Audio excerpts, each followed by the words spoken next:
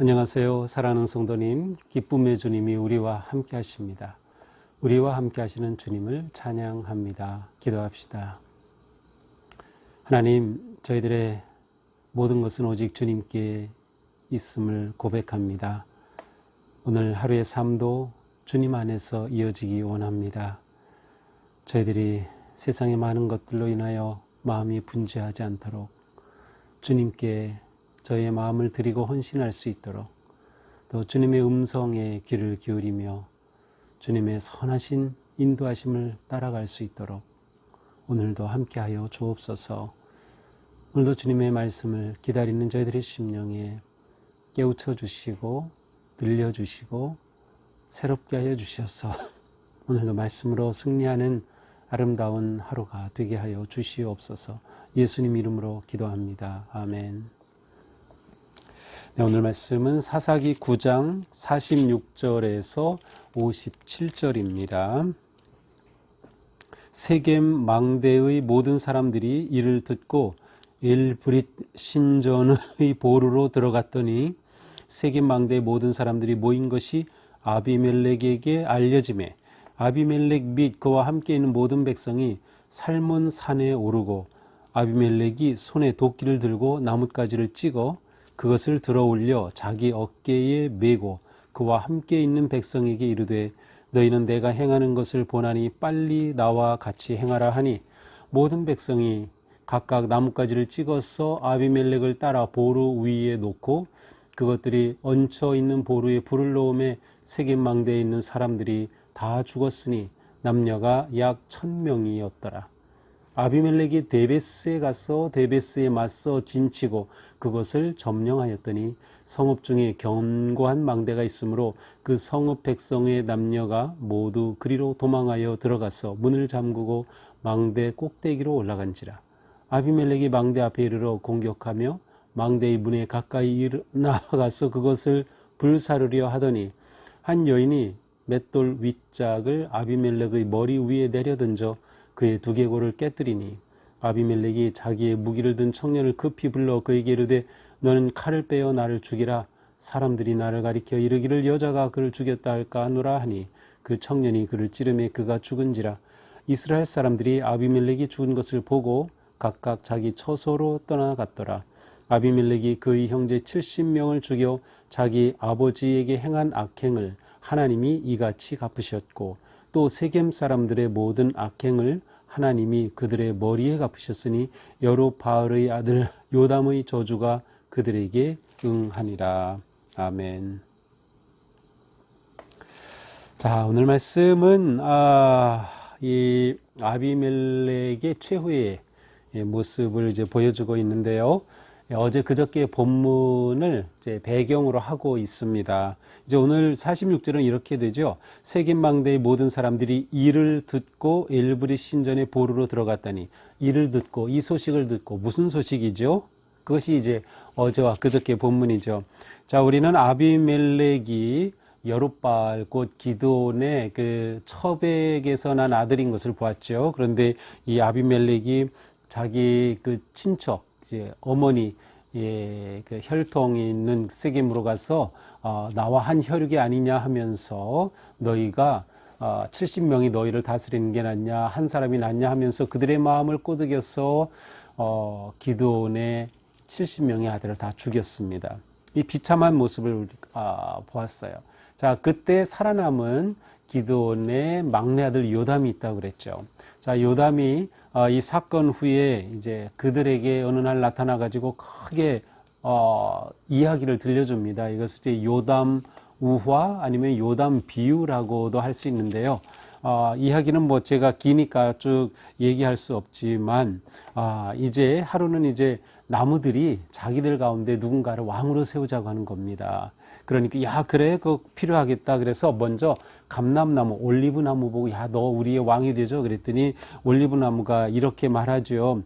내 기름은 하나님과 사람을 영화롭게 하는데 내가 어찌 이걸 버리고 왕이 되겠느냐. 그러니까 그 다음에는 무화과나무에게 무화과나무 내가 우리의 왕이 되죠. 그러니까 무화과나무도 똑같이 말하죠. 내가 이 아름다운 열매를 버리고 어찌 내가 왕이 되겠느냐. 그러니까 이번에는 포도나무에게 우리의 왕이 되죠. 그랬더니 포도나무도 역시 마찬가지입니다.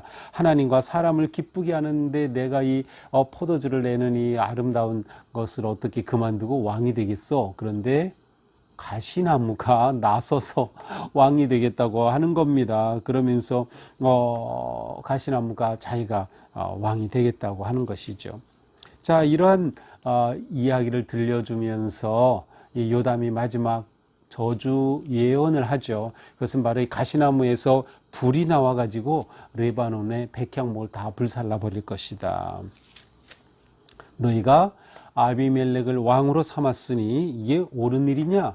기드온에게 대해서 너희들이 한 게 정말 옳은 일이냐라고 이렇게 크게 외쳤어요. 그리고 요담은 숨었습니다. 네, 그렇게 외치고. 그런데 이 이야기가 돌지 않겠어요? 이야기가 점점 돌면서 맞아, 어떻게 그럴 수 있지? 자, 그런데 그 이 이야기에서 가시나무는 바로 아비멜렉을 가리키는 것이었어요. 이러한 것을 아비멜렉이 또 다 듣게 되죠. 이렇게 해서 이제 3년이 지난 후에 일어난 일들이 나오게 됩니다. 이 3년이 지난 후에 어느 날 이제 아비멜렉을 배반하는 사람들이 나오기 시작하는 겁니다. 세겜 사람들 가운데서 나오기 시작해요. 그 중에 에벳의 아들 가알이라고 하는 사람이 배반하게 하려고 음모를 꾸밉니다. 그래서 아비멜렉을 저주하고 산당에 들어가서 먹고 마시면서 아비멜렉을 저주하고 힘을 모으기 시작합니다. 우리가 아비멜렉을 섬길 것이 아니라 차라리 우리 세겜의 조상되는 하몰의 후손을 섬겨야 하지 않겠느냐 하죠. 그런데 바로 이러한 그 음모가 이 스불리라고 하는 그 간신을 통해서 이 아비멜렉에게 전해집니다. 그래서 이제 아비멜렉이 스불이 내놓은 전략을 따라서 패를 나누어 가지고 이 가알과 싸우려고 준비를 합니다. 매복하고 있죠. 자, 이렇게 하여서 결국 이 아비멜렉이 가알과 그의 형제들, 그와 함께 했던 사람들과 싸우게 되죠. 물론 이제 그 중간에 또 여러 가지 재미난 이야기가 있어요. 자, 이런 상황 속에서 아비멜렉이 가알과 싸워 마지막에 어떻게 하는가 하면은 그들이 다 피해서 도망하게 되죠. 그런데 45절에 보니까 아비멜렉이 그날 종일토록 성을 쳐서 마침내는 점령하고 그리고 거기 있는 백성을 죽이고 그 성을 헐고 소금을 뿌리니라. 아비멜렉이 이렇게 비참하게 가알과 그에 함께 했던 사람들을 다 쓸어버린 거예요. 자기 무고한 그 세겜 성읍을 다 이렇게 망가뜨리고 무고한 백성들을 다 죽이고 성을 헐고 소금까지 뿌렸어요. 자, 바로 이 일입니다. 이제 오늘 보면은 이렇게 시작돼요. 이것을 듣고서 세겜 망대에 있던 사람들이 우왕좌왕하고 도망갈 거 아니에요. 그래서 엘브리 신전의 보루로 들어갔어요. 엘브리 신전의 보루라는 것은 이제 뭐 동굴이라는 뜻도 있고 은신처라고 하는 뜻도 있고요. 어쨌든 깊이 파가지고 숨을 수 있게 만든 곳을 여기 보루라고 합니다. 은신처라고 할 수 있어요. 근데 이곳에 사람들이 이제 피해서 도망간 거죠. 아비멜렉이 막 성을 부수고 사람들을 죽이니까. 이것이 굉장히 넓었던 것 같아요. 1000명이 되는 사람들이 이곳에 모인 겁니다. 자, 아비멜렉이 이 사실을 알았어요. 은신처에 1000명이 숨어 있다. 그래서 아비멜렉이 자기를 따르는 사람들을 데리고 살몬산으로 갑니다. 이 살몬은 이제 검다, 어둡다, 그늘졌다는 뜻인데 살몬산은 바로 그렇게 나무가 아주 우거진 산임을 말해주고 있어요. 제주도에도 검은 오름이죠. 그래서 제주도에 많은 오름이 있지만 거기 아주 숲이 우거져 있어서 멀리서 보면 아주 검게 보이죠. 네, 푸르다 못해 그 초록이 짙어져서 검게 보임. 바로 그러한 이름이 살몬이에요. 그래서 살몬산에 가서 나무를 다 해오게 합니다. 자, 이 나무를 해서 어떻게 합니까? 바로 은신처에 숨어 있는 사람들에게로 가지고 갑니다. 그리고 그 입구에다가 이 나무를 갖다 놓고 불을 질러 버렸어요. 그래서 이 49절에 보니까 보루 위에 불을 놓음에 망대에 있는 사람들이 다 죽었으니 남녀가 1000명이었더라. 1000명이나 넘는 사람들이 이날 보루에 숨었다가 그곳에 불을 질러 연기와 불로 다 질식해서 사람들이 죽는 아주 비참한 참사가 일어났습니다. 자, 이것으로 끝낸 게 아니에요. 아비멜렉이 50절에 보니까 데베스까지 갑니다. 이 데베스 사람들은 관계도 없어요. 여기에서 18km, 19km 정도 동북 쪽에 떨어진 곳이니까 그 당시 18km를 그렇게 또 걸어서 간다는 게 보통 일이 아니지요. 그런데 어쨌든 여기까지 가서 거기 있는 사람들을 또 죽이기 시작하는 겁니다. 그러니까 그 백성의 그 성에 가던 백성들이 다 또 피합니다. 어디로 피합니까? 망대 꼭대기로 올라갔어요. 그 성읍 한가운데에는 이제 망대가 이렇게 세워졌던 것 같아요. 그런데 그 망대로 다 피해서 망대 위로 올라간 겁니다. 자, 아비멜렉이 이 성을 다 점령하고 사람들이 망대에 피한 것을 보고 그 망대로 접근합니다. 그런데 52절 아비멜렉이 망대 앞에 이르러 공격하며 망대 문에 나아가서 그것을 불사르려 하더니, 자, 이번에는 망대 아래쪽에서 불살라 태우려고 하는 그러한 작전을 똑같이 또 쓰는 거죠. 자, 그런데 무슨 일이 일어납니까? 53절 한 여인이 맷돌 윗짝을 아비멜렉 머리 위에 내려 던져 그의 두개골을 깨뜨리니. 자, 옛날 전쟁은 그렇죠. 그러니까 높은 성벽에서 막 돌멩이 던지고 막 그래요. 그런데 한 여인이 맷돌을 던졌는데 그것이 아비멜렉의 머리에 정통으로 맞고 그 두개골이 깨지는 겁니다. 우리가 앞에서 그 시스라를 죽인 그 여인 야엘 이야기도 봤죠. 그래서 시스라의 관자놀이에 말뚝을 박아서 죽인 그러한 일인데, 이 사사기에서는 놀랍게도 여인들의 이러한 활약상이 꽤 좀 두드러진 것을 볼 수 있어요. 자, 이날 아비멜렉은 비참하게 최후를 맞이합니다. 이 돌에 맞아서 죽어가면서 의식이 있었어요. 그래서 자기의 칼을 가지고 따르는 신하에게 내가 나를 빨리 찔러 죽여라, 내가 여인의 손에 죽었다고 하는 그러한 불명예를 남기고 싶지 않다. 그래서 이 신하가 아비멜렉을 칼로 찔러 거기서 죽게 되죠. 이렇게 비참한 최후를 맞이하게 됩니다. 자, 이렇게 되자 55절 이스라엘 사람들이 아비멜렉이 죽은 것을 보고 각각 자기 처소로 떠나갔더라. 자, 여기 이스라엘 사람들이라고 나와요. 세겜 사람들이 아닌 이스라엘 사람들. 자, 이것은 그 당시 가나안 지역에는 우리가 생각하는 것과는 좀 다르게 이스라엘 사람들과 가나안 원주민들이 섞여서 살았어요. 그리고 어떤 곳은 그렇게 함께 어울려서 살고 있는 거죠. 그래서 그들의 바알 신이나 아세라나 이러한 그 우상들도 접하게 되고 섬기게 되고 하는 그러한 상황이에요. 그러니까 이 아비멜렉을 따랐던 사람들이 다 처소를 떠나가게 됐던 것이죠. 자, 결론입니다. 56절 아비멜렉이 형제 70명을 죽여 아버지에게 행한 악행을 하나님이 이같이 갚으셨고, 자, 이것은 하나님께서 아비멜렉에게 갚으신 것이다. 마지막 57절 또 세겜 사람들의 모든 악행을 하나님이 그들의 머리에 갚으셨으니 여룻바알의 아들 요담의 저주가 그들에게 응하니라. 예, 기돈의 막내였던 요담이 선포했던 저주가 그대로 이루어졌어요. 서로가 세겜과 아비멜렉이 같은 혈족이었지만 서로 죽이고 서로 싸우면서 이처럼 비참한 최후를 맞이하게 되었습니다. 자, 이것이 오늘의 말씀입니다. 자, 오늘 말씀을 보면서 우리는 먼저 하나님만이 진정한 왕이시다라는 거예요. 지금 이 성경에서 왕이 처음 세워졌던 게 바로 이 아비멜렉이에요. 물론 이것은 공식적으로 세워진 왕이 아니라 이 아비멜렉이 자기가 우두머리가 되겠다고 나서서 그렇게 꼬드겨 가지고 왕이 된 거죠. 자기의 형제들 70명을 완전히 죽이면서 한 그러한 것이지만 어쨌든 자, 인간의 왕이 됨의 실패를 보여주고 있어요. 세겜 사람들은 아비멜렉의 꼬임에 넘어가서 그를 왕으로 세웠지만 결국 그로 인하여서 그들이 완전히 망하는 그러한 엄청난 결과가 온 것이죠. 하나님만이 우리의 진정한 왕이시다. 하나님만이 왕이실 때 우리의 삶에 참된 평화와 은혜와 복이 찾아온다라고 하는 것이죠.